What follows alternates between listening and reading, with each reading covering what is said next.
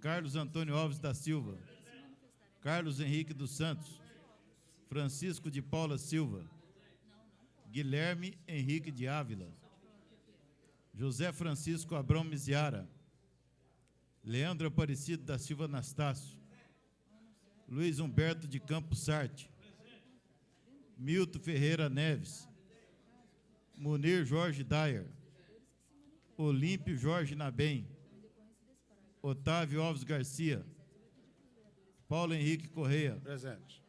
Reginaldo da Silva, presente. Videlso Paixão Leite Júnior. Reiniciando os trabalhos,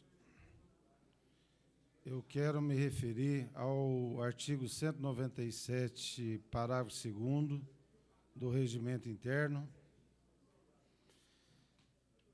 Havendo dúvida sobre o resultado, o presidente pode pedir aos vereadores que se manifeste novamente.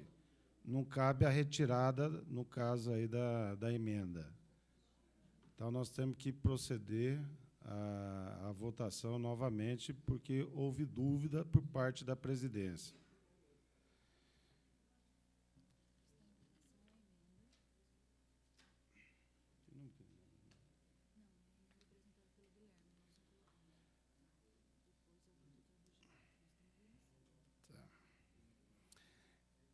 Então, está em votação a emenda apresentada pelo vereador Guilherme.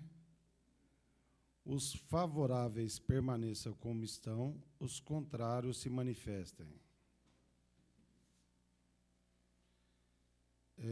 Foi rejeitada a emenda do vereador Guilherme, contra os votos do vereador Capetinha, doutor Francisco, doutor Otávio, doutor Munir, Olímpio Jorge Nabem, capitão Carlos, vereador Kiko Miziara, vereador Carlão do Basquete, Juninho Leite, doutor Caio, doutor Reginaldo e Paulo Corrêa. Vamos lá nele agora. A próxima emenda é elaborada pelo professor doutor Reginaldo da Silva, emenda substitutiva ao parágrafo 1 do artigo 78, que passa a ter a seguinte redação: o procurador-geral do município será nomeado pelo chefe do Poder Executivo e terá nível e prerrogativa de secretário municipal. Está em votação. Os vereadores favoráveis permaneçam como estão, os contrários se manifestem. Aprovado por maioria contra o voto do vereador Dr. Kiko Miziara. Acabou as emendas, né? Está em primeira votação o projeto de lei complementar, que número? 11 de 2008. Os vereadores, está em votação. Os vereadores favoráveis permaneçam como estão, os contrários se manifestem. Aprovado por maioria, contra os votos do vereador Dr. Kiko e Dr. Leandro. Aprovado o projeto de lei complementar em primeira discussão. O vereador Capetinha, com fundamento no parágrafo 6 do artigo 119 do Regimento Interno, solicita a apreciação da matéria em segunda discussão na noite de hoje. É regimental. Os favoráveis permaneçam como estão, os contrários se manifestem.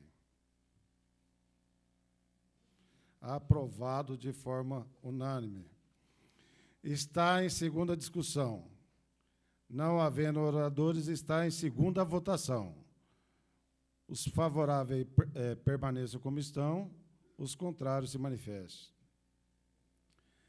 Aprovado por maioria contra os votos do vereador Kiko Miziara e Leandro Anastácio.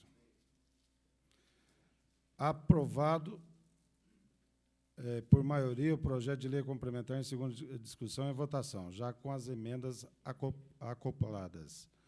O vereador Dr. Kiko Miziara solicita... Não. Vereador professor Reginaldo solicita a apreciação da redação final na noite de hoje. É regimental. Os favoráveis permaneçam como estão, os contrários se manifestam. Desculpe a nossa fala de início de aprovado por maioria de votos a redação final. Contra os votos dos vereadores Kiko e Leandro Anastácio. Encerrado a votação do projeto. Senhor presidente, justificativa de voto.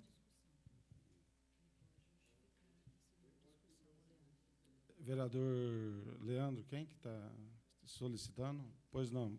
Justificativa de voto, vereador Guilherme.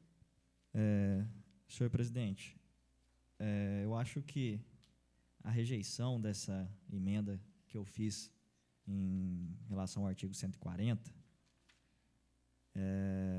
entendo a posição dos vereadores que votaram contra e respeito muito. Acho que, como eu disse, hoje aqui foi uma discussão importante. Eu acho que a casa sai fortalecida. Não é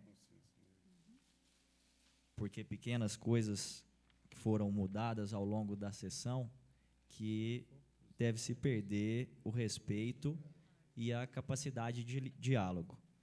Quem perde com essa rejeição são os funcionários de carreira, porque essa emenda, ela diz respeito a quem trabalha efetivo, ao chefe da unidade de saúde, ao coordenador do CRAS, ao chefe do almoxerifado, ao coordenador de escola, da educação. Então, quem votou contra, acho que votou contra não ao prefeito, não ao Guilherme Ávila, vereador, mas sim a esse funcionário, que muitas vezes está em desvio de função, que muitas vezes não tem, ele recebe o mesmo tanto que um funcionário que trabalha do seu lado e faz a função de 2, 3, 4, 5. E 6 meses achou-se pouco, eu fui o primeiro a aceitar essa mudança para 1 ano. E me comprometi aqui também, se o prefeito achasse que, chegando próximo de 1 ano, precisasse de mais tempo, eu também votaria a favor, sem problema nenhum. Quero agradecer aqui ao vereador Cipriano, companheiro aqui, que sempre entendeu os nossos motivos, entende, a gente sempre teve um diálogo. Acho que todos os vereadores aqui, foi o mais antigo que eu conheço, ele e o André. Mas eu acho que a gente tem que manter sempre o diálogo, continuar mantendo e salientar que todas as reuniões que houverem aqui nessa Câmara, eu gostaria de estar presente. Se as pessoas, se os novos vereadores, novos pares, me chamarem, pode ter certeza que eu vou estar aqui discutindo, dando ideias antes do processo de uma decisão ser tomada, e aí eu vou colocar a minha opinião, ouvindo todas as opiniões de todas as pessoas interessadas nesses projetos. Votei a favor da emenda, votei a favor do projeto, votei contrário, inclusive, as emendas do meu companheiro, nobre vereador Leandro, por entender que algumas de suas emendas iriam engessar o prefeito, e não é essa a nossa intenção, está engessando a administração. A gente não está aqui para ficar batendo e usando a tribuna de palanque, mas sim fazer o que as pessoas que nos colocaram aqui querem, trabalhar para as pessoas. E é esse meu papel e é isso que eu estou aqui. Obrigado, senhor presidente. Com a justificativa de voto do vereador André Rezec. Obrigado, senhor presidente. Só para justificar meu voto, votei favoravelmente ao projeto, porque eu entendo que nós devemos cobrar resultado. A forma que o prefeito vai administrar, a estrutura que ele quer administrar, eu acho que o prefeito deve ter liberdade de montar a sua estrutura e administrar. E nós temos aqui que cobrar resultados. Exatamente por isso, eu acho que concordo plenamente com o doutor Caio disse na tribuna, estamos dando a carta branca, votamos favorável às emendas, retirei as emendas a pedido do líder do prefeito que eu tinha feito, por repetir a Constituição, eu pessoalmente acho desnecessário, mas se entende, fica mais didático, acho que não há problema nenhum, e acho que o nosso dever aqui é cobrar agora resultado, porque o prefeito teve a carta branca de montar a estrutura que quer para ter o funcionamento que quer ter, e nós temos que cobrar o resultado disso. Com justificativa de voto, o vereador Euripim, por enquanto. Desculpa. Senhor presidente, eu votei favorável ao projeto. Eu entendo que o ano passado o prefeito teve a oportunidade, Aleazar, de estar montando esse projeto, fez um estudo minucioso. Nós tínhamos dúvida em colocar em prática, foi questionado com o prefeito. Eu acho que a gente está dando esse voto de confiança, quero parabenizar pelo seu brilhante trabalho, e nós precisamos agora sentir a aplicabilidade dele. Por isso, estaremos aqui sempre investigando para que as coisas caminhem bem. A nossa intenção é que a administração comece realmente o trabalho efetivo, que eu acho que a aprovação desse projeto realmente é um mês que a administração está engessada, parada, em virtude do aguardo desse projeto. Agora nós sabemos que estamos dando esse aval para o prefeito e vamos cobrar realmente para que as coisas venham a caminhar, porque a população está nos cobrando já há um mês sem que alguma coisa seja feita, e eu tenho certeza que agora as coisas vão caminhar. Justificativa de voto, mais alguém? Vereador Milton. Eu também votei favorável ao projeto, porque eu entendo assim que o prefeito também tem que deslanchar, junto assim com os meus 9 vereadores aqui da casa, né? E a gente está aqui mais para fazer as coisas andar, né? E não é para ficar assim assegurando muito, né? Eu acredito que todos nós temos esse dever de ver o que é bom e o que é ruim, né? E deixar que a coisa ande bem, né? E a prefeitura tem que caminhar, porque tem muito lugar aí parado assim, né? Secretaria precisando desse efeito. E eu acho isso sim que é muito bom, né? E eu votei favorável. Muito obrigado. Vereador Leandro Anastácio, justificativa de voto. Na segunda discussão, não é isso, né? Na segunda discussão, não. Ai, nobre vereador. Senhor presidente, só para justificar o meu voto contrário ao projeto, foi em razão de eu apresentei um parecer com algumas emendas e eu entendo que seria um contrassenso, depois de apresentar 15 emendas, né, entendendo que haveria necessidade de modificar a original, ela sendo rejeitada, eu votar no original. Então, foi por essa razão que eu votei contra o projeto no original, viu, professor?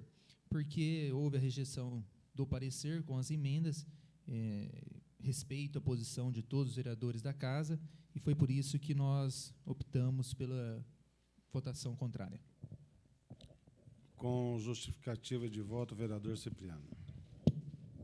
Bom, quero ser rápido, porque até o presidente acho que ficou bravo por causa da justificativa, né? A gente via pela cara. Dizer o seguinte, eu votei contrário somente às emendas do Leandro, porque eu achei que, igual o Leandro foi falando que está economizando, mas não adianta nada você falar na sua casa, vamos economizar, comer arroz com feijão, e a mulher falar, então vamos comer só arroz? Não, se dá para comer o arroz com feijão, vamos comer o arroz com feijão, né? Eu acho que o que foi enxugado, né, o que foi diminuído foi o suficiente, eu achei que foi o suficiente para poder administrar e administrar bem. Se o prefeito acha que vai ser bom administrar dessa forma, nós temos que dar esse voto de confiança a ele, nós temos que acreditar, né, o Eliezer esteve aqui, explicou para nós os projetos, nós temos que acreditar nesse trabalho feito por ele, agradecer o voto do pessoal da oposição que votou com a gente, que votou favoravelmente, que acreditou também que está dando um voto de confiança no prefeito, e dizer que votei favorável à emenda apresentada pelo Guilherme por ter certeza absoluta de que esse projeto vai vir antes de um ano. Então, Guilherme, não precisa me preocupar, porque eu acho que, pelo compromisso que foi firmado, em menos de um ano, esse outro projeto para os funcionários efetivos vai vir, e com certeza vai ser discutido, nós vamos verificar e fazer o melhor pelo funcionarismo também público, o efetivo, tá certo? Então, quando foi dito também que vai criar novos cargos aí, fique tranquilo, nós estamos aqui para verificar se isso é necessário ou não.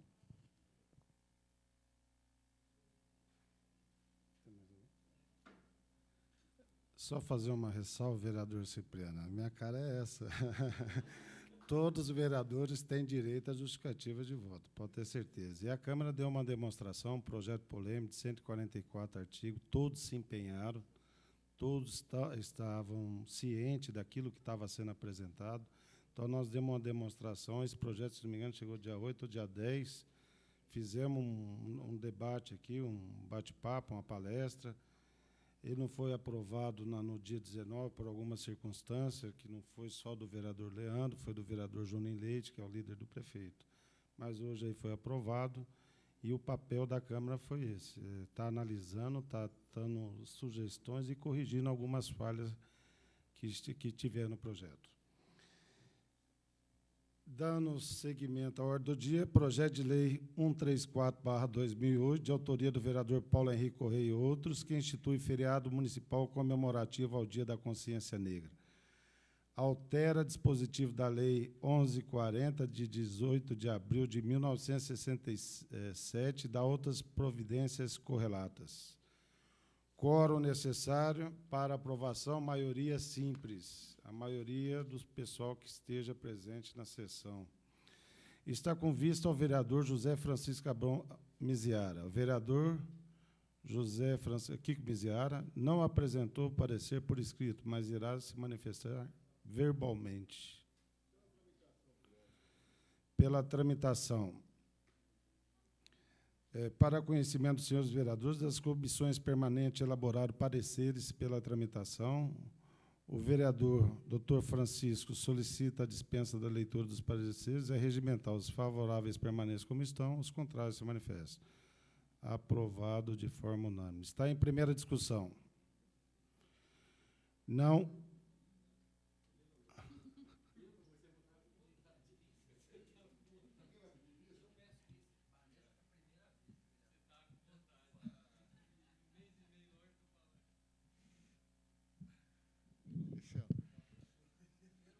Senhor presidente, senhores vereadores, não, esse é o tipo do posicionamento que eu vou ter que falar bem devagarzinho, tentar ser o mais claro possível, senhor presidente e senhores vereadores.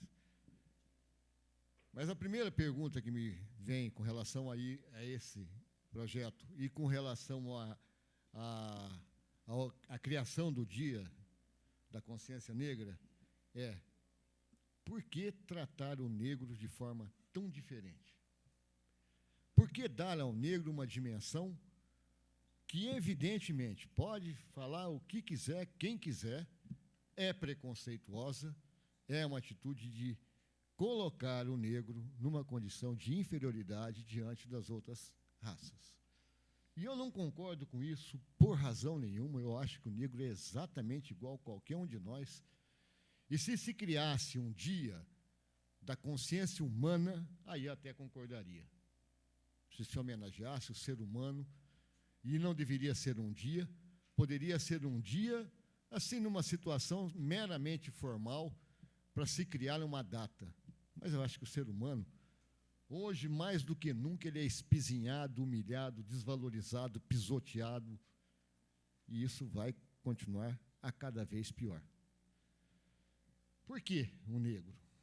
Para resgatar a história de que o negro foi feito escravo, foi trazido numa situação ruim, foi submetido a um regime de escravidão e aviltamento humano?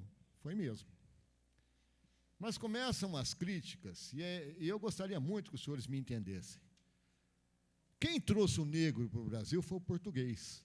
E nós, até hoje, tratamos o português como pátria-mãe, Portugal como pátria-mãe. Essa é a pátria-mãe que nos trouxe um regime de escravidão. E, além do regime de escravidão, ainda nos trouxe aqueles que vieram explorar o nosso solo, só tirar coisas daqui, através dos sistemas de capitania, dos sistemas de governador-geral, e não trouxeram benefício nenhum para o Brasil, e só vieram benefícios para o Brasil 300 anos depois da ocupação do nosso solo. Quando veio fugido lá o covardão do Dom João VI, e que veio aqui para o Brasil e criou aí a abertura dos portos, criou o Museu Botânico, fez aquele monte de coisas, porque tinha que fazer. Afinal de contas, 300 anos sugando um país, era hora de se fazer alguma coisa por ele. Mas tratar o negro de forma diferente por esse período é ignorar, por exemplo, o índio. Eu acho que todos sabem, a população indígena no Brasil era de 6 milhões, estimada na época do descobrimento, e hoje não chega a 500 mil. Fruto de diferentes formas de perseguição, de maus tratos, de corrupção e tudo mais. Então, se criaram um momento de se dar uma homenagem ao negro, é mais do que justa no sentido de se homenagear o ser humano, mas mais do que injusta, de torná-lo marginal à história que existe no Brasil. E é uma história curiosa, eu gostaria que os senhores tentasse enxergar pelo meu ângulo. Nós temos aqui no nosso país, senhor presidente, senhores vereadores, nomes de cidades, nomes de rodovias, de pessoas que foram eminentemente escravagistas. Nós temos aí a rodovia Raposo Tavares, nós temos a rodovia Fernão Dias, nós temos um monte de rodovia de gente que era entre o nome de bandeirantes ou das entradas, que se fazia ia em busca de dinheiro, de faturamento, de glória pessoal. E que levavam consigo um negro e que deixavam o negro abandonado na estrada para morrer de fome, se por acaso ele estivesse doente, machucado ou coisa assim. E que tratava o índio da mesma forma, tentava escravizar o índio, tentava laçar o índio, tentava conspurcar a vida do índio. E, no entanto, são imortalizados hoje com nomes de coisas que deveriam ser mudadas. Baseado no mesmo princípio, as coisas deveriam ser mudadas. Como é que a gente pode homenagear quem também foi grande escravagista? Como é que nós poderíamos dar às pessoas a glória eterna? E não precisava ir tão longe, passar aqui tão perto. Eu acho que talvez o Otávio, só. O resto é tudo molecada jovem ainda. Agora, 1964, até 1970, 1980 e tanto, que vigorou uma ditadura famigerada, e hoje tem refinaria Presidente Dutra, refinaria Ernesto Geisel, rodovia Castelo Branco, e aí vai. De ditadores que mataram gente à vontade, que sumiu gente, que a história não fala, mente e omite, mas que aconteceu. Então, quando a gente fala assim, nós vamos homenagear, lógico, sossega a nossa consciência, chegar e homenagear naquele dia, o resto do tempo continuar vendo as pessoas passarem fome, passarem humilhação, passarem tantos desesperos, como, por exemplo, dia desses eu fiquei sabendo que o frigorífico Ângulo paga R$ 519 o salário para ficar lá. Algum dos senhores já foi? Eu fui. E fiquei impressionado com o mal-estar que é para as pessoas estarem lá. Temperaturas elevadas, barulho que não acaba mais, desconforto de todas as formas, uma chefia que nem sempre permite que a pessoa vá ao banheiro naquela hora, e assim por diante. Ganha R$ 519, isso é escravidão. E nós, não, vamos homenagear o negro, está tudo feito. Acho que o negro não é menos do que eu, e não é menos do que nenhum dos senhores. E nem nenhum de nós é menos do que qualquer outra pessoa. Eu costumo dizer para os meus pacientes que eu sou melhor do que eles, qualquer um que estiver na minha frente, um monte de coisas assim. Digo para todos. E digo que eles podem ser melhor do que eu no outro monte de coisas que pode ser muito melhor que o meu, muito maior que o meu. E eu não tenho que ter a preocupação de ser melhor do que fulano, beltrano, ciclano, eu tenho que ter a preocupação de ter que ser melhor do que mim próprio, do que eu próprio. E, no entanto, quando nós pretendemos fazer uma homenagem, dar um significado especial, nós, na verdade, estamos tentando lavar alguma forma de inconsciente culposo que cada um traz dentro de si. Não tem outra razão, não. Porque, como eu disse, ele foi injustiçado, o índio foi, o japonês, nós não temos nem um japonês aqui na casa, mas o japonês, que durante a guerra foi trancafiado em campos de concentração, tratado como inimigo. O coitado que veio lá do outro lado do mundo para trabalhar aqui, foi trancafiado, ficava preso num campo de concentração, tratado como bandido. E alguns morreram lá dentro. Então teria que se criar um dia do negro. Agora tem que se criar o dia da faixa de Gaza. Isso é uma forma de agressão inexistente. Eu cheguei até a pensar, vou falar uma blasfêmia aqui, já vai no embalo que eu estou falando. A gente chega até a pensar, com tanta raiva que vê uma situação como aquela, que o Holocausto foi uma coisa merecida para judeu. Porque é cruel a atitude deles de matar e ficarem achando que estão fazendo aquilo por direito deles, de defesa deles. Então, acaba com a raça toda. Nós fizemos mais ou menos isso e continuamos fazendo isso dentro da nossa sociedade. Quando a gente faz aí um pedido, uma solicitação para o seu prefeito, olha, acorde tal situação, é porque nós estamos condoídos daquela situação do povo. Que tem que melhorar a condição de saúde da população, que tem que melhorar a condição de assistência, de educação e tudo mais. No entanto, quando surge uma situação como essa, nós, evidentemente, ficamos divididos. E chega a um ponto que a coisa fica mais complicada ainda, e eu gostaria de também tocar nesse tópico. A quem vai beneficiar efetivamente um feriado municipal do Dia da Consciência Negra? Não vai beneficiar absolutamente ninguém. Vai prejudicar. Porque um feriado, quer queira, quer não, é apenas um feriado. É um dia de juntar a família, comer um churrasquinho, como existe no sábado, como existe no domingo, como existe em outros feriados que são inamovíveis por razões federais ou por consagrações religiosas. Mas vai se criar um feriado que não vai se fazer nada. Vai se reunir família, vai se tomar café junto, beber junto, comer junto e pronto. E aí acabou o Dia da Consciência Negra? Acabou. E acabou a responsabilidade com a consciência voltada para o negro, o amarelo, o vermelho? Não. Deveria continuar. E que deveria existir nos outros dias também para os outros, para todos os outros. E que todos os dias fossem dias de consciência. Coisa que eu, particularmente, acho que nenhum de nós faz. Isso não é um meia-culpa. Isso eu acho que é uma coisa que, por diferentes forças, a gente tem que se preocupar mais com a gente. Mas nessa situação de um mundo que está entrando em recesso, se criar mais um feriado, é mais um perigo para a nossa economia. Porque se vai beneficiar no sentido de lazer, de tranquilidade familiar, de convivência num dia, vai se prejudicar, evidentemente, e em muito, o comércio local. Tudo vai parar. O frigorífico vai parar de trabalhar, vai parar de abater, o comércio local fecha e assim por diante. Eu não estou defendendo ninguém, estou defendendo uma coisa que a gente vive falando aqui. Eu estou aqui já no 17º ano e sempre escuto que a gente tem que se preocupar com geração de emprego. Tem. E esse é um dia em que não se trabalha. Esse é um dia que se prejudica a economia municipal. Porque ninguém trabalha, ninguém produz. Eu, lamentavelmente, senhor presidente, senhores vereadores, não posso pactuar com isso. Mesmo porque eu também me dou um certo direito de achar que eu já passei das 6 horas. Eu, Capitão Carlos, Reginaldo, nós estamos morando mais para lá já.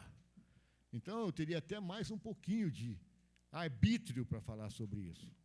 E se fosse um dia de homenagem a mim ou a qualquer um dos senhores, mas que fosse homenagem e que ela não fosse restrita ao momento de se homenagear e de se enaltecer e de se esquecer depois, valeria. Senão, não vale nada.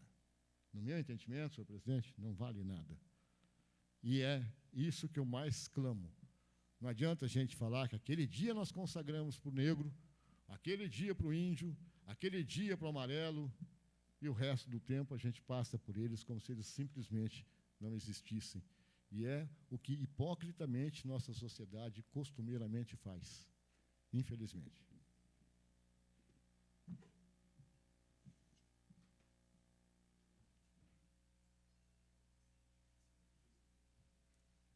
Eu solicito ao vice-presidente que ocupe a presidência, porque o presidente vai ocupar a tribuna.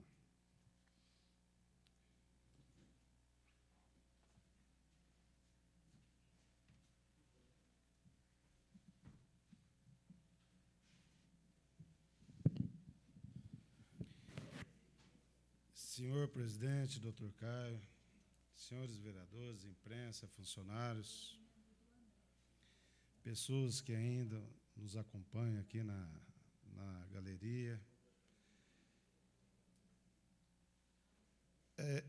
A gente fez algum trabalho aí para estar apresentando, para estar defendendo o projeto. É lógico que a gente tem que respeitar a opinião de todos os colegas, cada um tem que se manifestar. Eu acho que a democracia é nesse sentido. Vou ser rápido, tá? Fazer uma leitura, mas de onde a gente foi buscar a inspiração para poder estar fazendo o projeto, o feriado barretense, da consciência negra. A escravidão no Brasil. No Brasil, a escravidão teve início com a produção de açúcar na metade do século XVI. Os portugueses traziam os negros africanos de suas colônias na África para utilizar como mão de obra escrava nos engenhos de açúcar do Nordeste. O transporte era feito da África para o Brasil nos porões dos navios negreiros, amontoados em condições desumanas. Muitos morriam antes mesmo de chegar ao Brasil, sendo que os corpos eram jogados ao mar. Nas fazendas de açúcar ou nas minas de ouro, os escravos eram tratados da pior forma possível. Trabalhavam muito, de sol a sol, recebendo apenas trapos de roupa e uma alimentação péssima de qualidade. Passavam as noites nas senzalas, galpões escuros, úmidos e com pouca higiene, acorrentados para evitar fugas, e eram constantemente castigados. Eram proibidos de praticar sua religião de origem africana ou de realizar seus rituais africanos. Tinham que seguir a religião católica imposta pelos senhores de engenho e adotar a língua portuguesa na comunicação. Com o tempo, foram comuns as revoltas nas fazendas, em que grupos de escravos fugiam, formando nas florestas os famosos quilombos. Nessas comunidades, os quilombos, eles viviam de acordo com a sua cultura africana. Na época colonial, o Brasil chegou a ter centenas dessas comunidades espalhadas principalmente pelos atuais estados da Bahia, Pernambuco, Goiás, Mato Grosso, Minas Gerais e Alagoas. O quilombo mais conhecido era o Quilombo dos Palmares. Este nome foi dado pelos portugueses, devido ao grande número de palmeiras encontradas na região da Serra da Barriga, ao sul da capitania de Pernambuco, hoje no estado de Goiás, estado de Alagoas. Quilombo dos Palmares não era abrigo só de negros, mas também de brancos pobres, índios e mestiços, extorquidos pelo colonizador. Quilombo dos Palmares existiu por um período de quase 100 anos, ou seja, entre 1600 a 1695. Quilombo dos Palmares teve um grande líder que ficou na história do Brasil.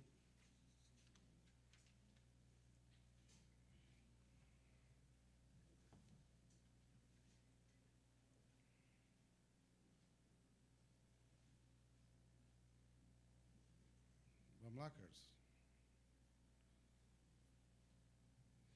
Que foi Zumbi, o líder do Quilombo dos Palmares.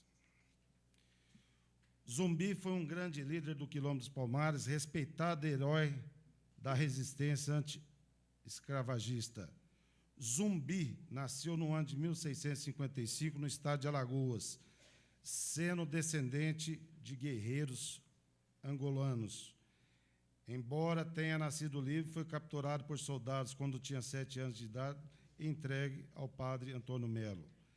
Criado e educado por este padre, o futuro líder do Quilombo dos Palmares aprendeu a língua portuguesa e latim aos 12 anos de idade, sendo batizado com o nome de Francisco. Em 1670, com 15 anos, Zumbi fugiu e voltou para o Quilombo dos Palmares.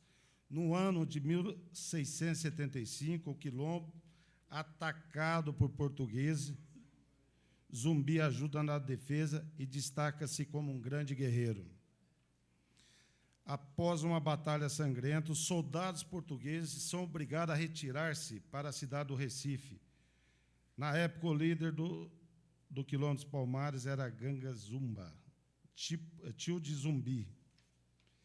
Em 1680, com 25 anos de idade, Zumbi torna-se o líder do Quilombo dos Palmares, comandando a resistência contra as tropas do governo.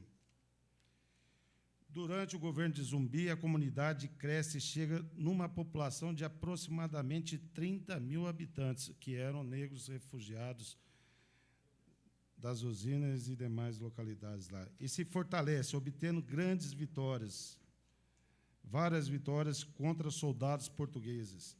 Em 1694, o bandeirante Domingos Jorge Velho organiza um grande ataque ao Quilombo dos Palmares.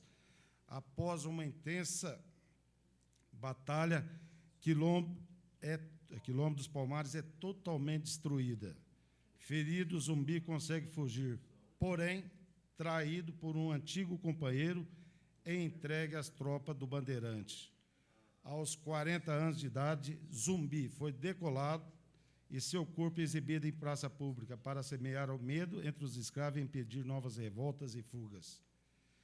A escravidão foi proibida mundialmente no final do século XIX. Aqui no Brasil, sua abolição se deu em 13 de maio de 1888, com a promulgação da Lei Áurea, feita pela princesa Isabel. Zumbi foi o que mais se destacou. Ele lutou pela libertação até a morte. Zumbi recebeu uma homenagem mais do que justa. Este homem representou a luta do negro contra a escravidão no período Brasil colonial. Foi nesse dia, no ano de 1695, que morreu Zumbi, 20 de novembro, líder do Quilombo dos Palmares. Agora eu trago para uma realidade atual.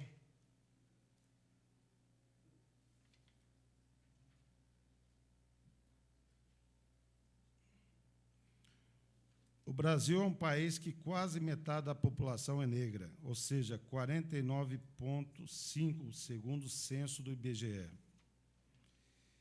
Em setembro de 2006, foi feita uma pesquisa pelo IBGE nas cidades de Recife, Salvador, Belo Horizonte, Rio de Janeiro, São Paulo e Porto Alegre. Entre os empregados com carteira de trabalho assinada no setor privado, que tem maior proteção legal e melhores remunerações, no total, a raça branca ficou com quase 60%, os negros e pardos com 40%. Os negros e pardos correspondem a quase 58% dos trabalhadores domésticos, e a branca, 42%.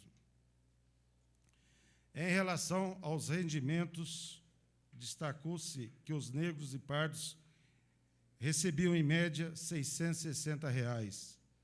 Esse valor representa 51,1% do rendimento oferido pelos brancos, que é a média de R$ 1.292.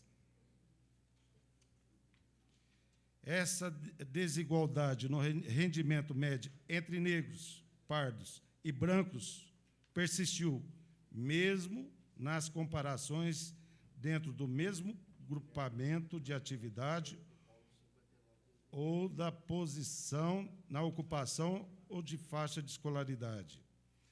Em todas as regiões, negros e pardos possuem rendimentos inferiores aos dos brancos, mas em Salvador as diferenças foram maiores ainda. Ali os negros e pardos recebiam até 1/3 do rendimento dos brancos.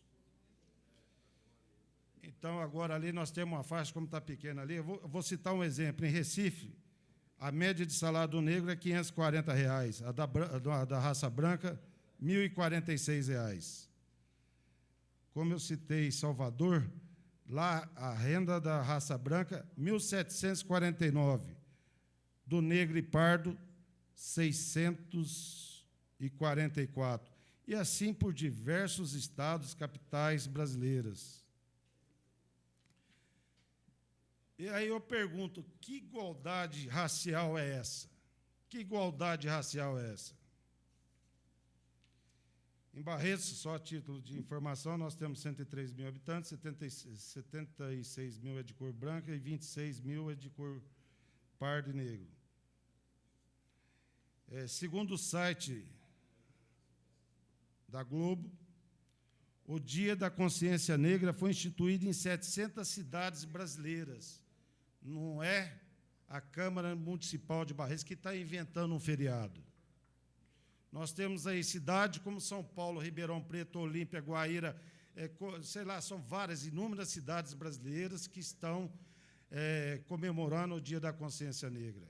E o PIB, o comércio, a indústria, estão todos sendo alavancados, mesmo com feriado a nível nacional, a nível municipal.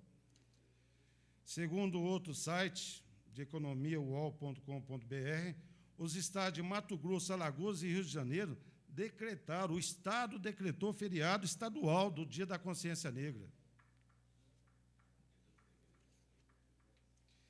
O Estado de São Paulo foi o que teve maior aumento, ou seja, eram 28 municípios em 2007, contra 97 em 2008. Se Barretos tivesse aprovado, seria 98 cidades aqui, dia 15. Portanto, o Dia da Consciência Negra deve ser comemorado como uma data para se lembrar da resistência do negro à escravidão que o torturava. É o dia que comemora a inserção do negro na sociedade. E, para finalizar, é lógico, um dia vai ser um feriado, mas ali, essa data, é para promover fóruns, debates, programações culturais sobre o tema. Aí a própria sociedade civil tem que estar se mobilizando. Então, nós estamos apresentando esse projeto, não é um projeto que está sendo iniciativa da Câmara Municipal de Barretos, projeto que tem aí em mais de 700 cidades. Pois não, vereador Kiko. Vereador, senhor presidente, quantas dessas 700 cidades que consagram o Dia da Consciência Negra são feriado? Nas 700 cidades. Não. Nas 700 cidades. Barretos faz parte dessas 700, que já existe o Dia da Consciência Negra. Vossa E Barretos Excelência, não era feriado até hoje à noite. Tá aqui. Terminou? Não, só estou Tá perguntando para Vossa Excelência. No site Globo, o Dia da Consciência Negra foi instituído em 700 cidades. Feriado corresponde a quase 400 cidades. Então, quer dizer que existem 300 cidades que consagram a memória do negro e não tem que fazer, por isso, um feriado. Sim, correto.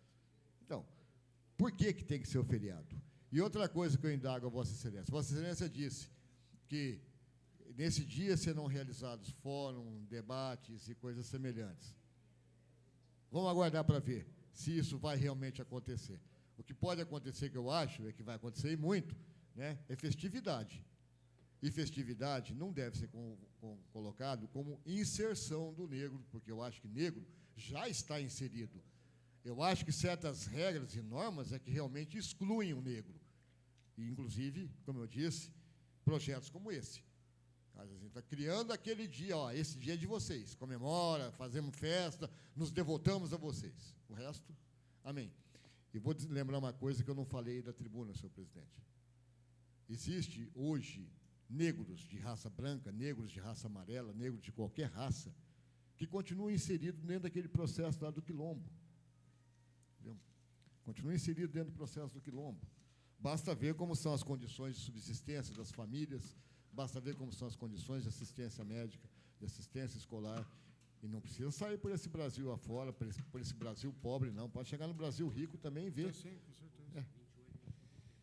Então, essas eram as minhas considerações na defesa do projeto e aquilo que eu comentei a todos os colegas. Não é algo que Barretos está criando. Então, não se justifica Ribeirão ter lá seu feriado, não se justifica Barretos ficar isolado aqui. Então, a gente fez essa proposta para que seja analisado por todos os colegas. Eu gostaria, logicamente, que fosse aprovado. Muito obrigado, senhor.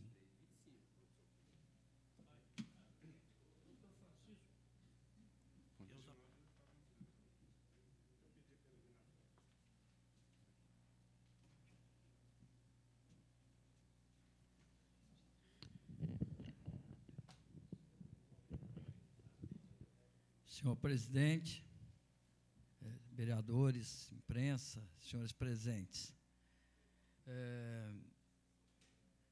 A escravidão é uma chaga que ainda sangra. É uma coisa inaceitável. Inclusive, eu pessoalmente considero a escravidão um crime imprescritível. Eu acho que os negros, todos eles vieram, aqueles que vieram à força com a escravidão, deviam entrar com ações indenizatórias contra os responsáveis. Não sei se o Brasil se beneficiou com isso, Portugal, a Inglaterra, todos se beneficiaram de uma forma direta ou indireta com a escravidão. E essas pessoas têm de pagar. Eu considero a escravidão o que foi uma das coisas mais vergonhosas da humanidade. Tá certo? Nós temos hoje a questão de Gaza, tá certo? Onde o Estado terrorista de Israel, tá certo? Impõe a esse povo, aquele povo sofrido aos palestinos, a mesma situação, praticamente. A mesma situação. Então, o Holocausto, que é discutível, tá certo? O Holocausto pode ter acontecido, não do tamanho e da forma que eles querem fazer aparecer. E que a Volkswagen, a Alemanha nazista, pagou indenizações vultosas para os judeus, que era um direito. Inclusive, a Volkswagen pagou essas indenizações, até parece que 2, 3 anos atrás ainda pagava parcela dessas indenizações, em decorrência do Holocausto. Tá certo? Então, é a mesma situação do negro. Foram trazidos para o país para trabalharem, e gozado que a escravidão ela impõe certos detalhes. Por exemplo, para você escravizar uma pessoa, você tem que tirar ela do habitat dela. Então, tiraram eles lá da África, trouxeram para cá, ficar perdido. Então, não sabia o que fazer. Então, não tinha para onde correr, tinha de ser escravo. Já não conseguiram escravizar o índio. Por que não conseguiram escravizar o índio? Porque o índio estava no habitat dele. Como é que você vai escravizar um cara que sabe andar no mato, que conhece tudo com a... Então, eu acho fundamental que todas as cidades, que todo o país, ainda levando em consideração esses dados que foram apresentados, que votem, que seja um feriado nacional até o dia em que o negro realmente tiver nas mesmas condições de trabalho, nas mesmas condições de culturais com o branco. Talvez falte alguma coisa, mas é mais ou menos isso. Mas é isso. Especialmente o fato, todos nós devemos se posicionar dessa forma, a favor do negro. O negro, esse país, ele é um país que dentro de 100 anos vai ser um país moreno. Tá? Ainda bem que o negro veio para cá para ajudar a melhorar um pouco a cor. Muito obrigado. Continue a discussão, com a palavra o professor Reginaldo.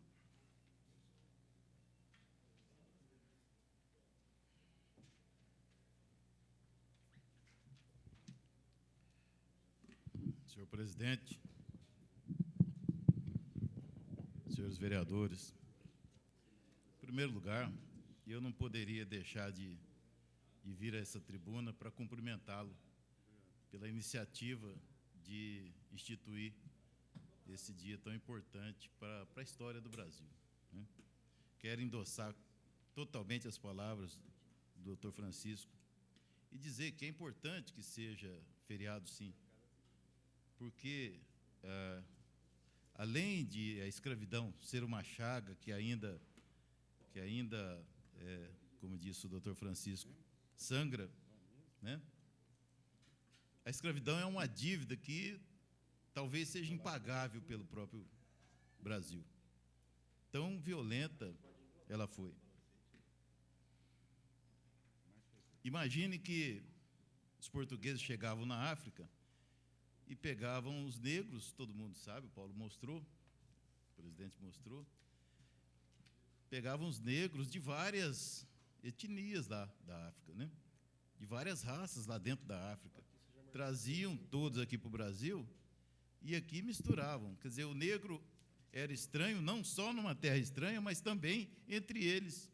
Tanto é que aprenderam português, e, aliás, o português se firmou como língua nacional por causa dos negros, que não sabiam, não se entendiam entre si, foram obrigados, então, a aprender o português. E isso unificou o português como língua nacional.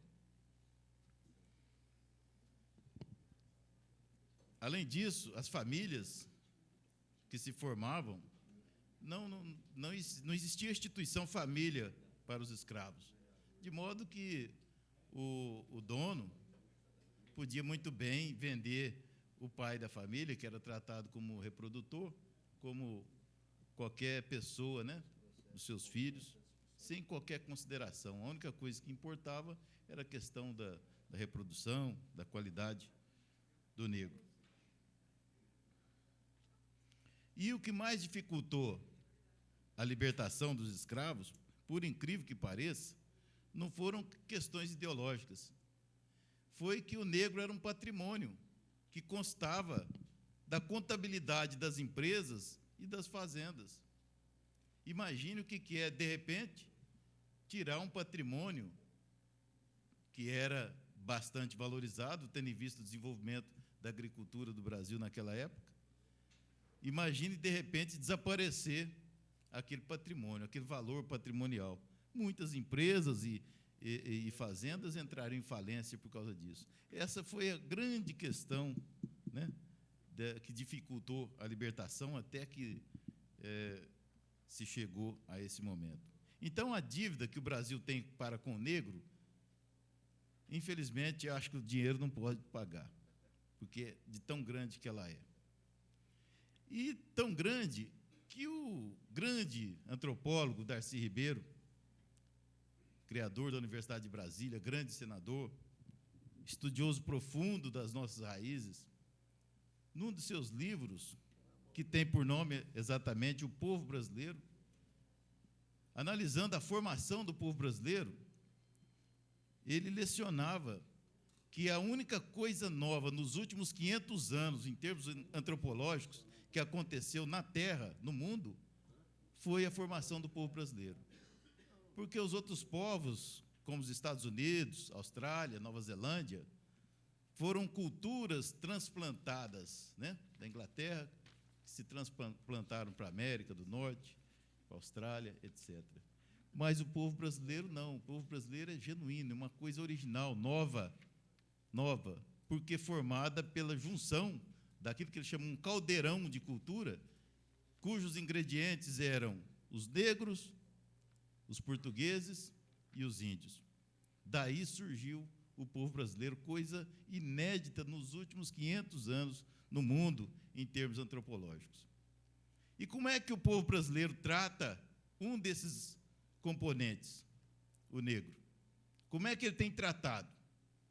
Desde a abolição, na verdade, a abolição, depois que aconteceu, o povo brasileiro quis se livrar dos negros, abandonando-os nas favelas, sem a menor condição de infraestrutura, de saúde, de educação, nenhuma infraestrutura. Foram abandonados simplesmente. E daí, essa é a raiz dos nossos problemas sociais que enfrentamos hoje no Brasil, né? Problemas de violência, de toda a ordem, principalmente das grandes cidades. Essa que é a grande raiz, o abandono que o Brasil, que o Estado brasileiro fez, né, com relação aos negros. Então, o que nós temos que fazer? Nós temos que fazer tudo para resgatar, né, essa dívida que é impagável, mas principalmente temos que proporcionar oportunidades para que as pessoas se conscientizem do que aconteceu e tentemos, então,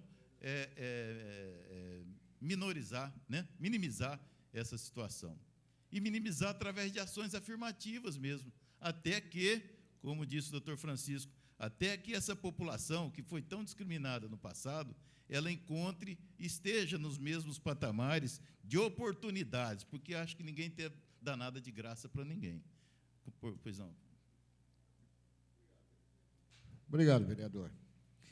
Eu gostaria de discordar de Vossa Excelência, citando Darcy Ribeiro, porque eu acho que esse procedimento de etnias formadas no Brasil ocorreram também em outros países. Ocorreu nos Estados Unidos.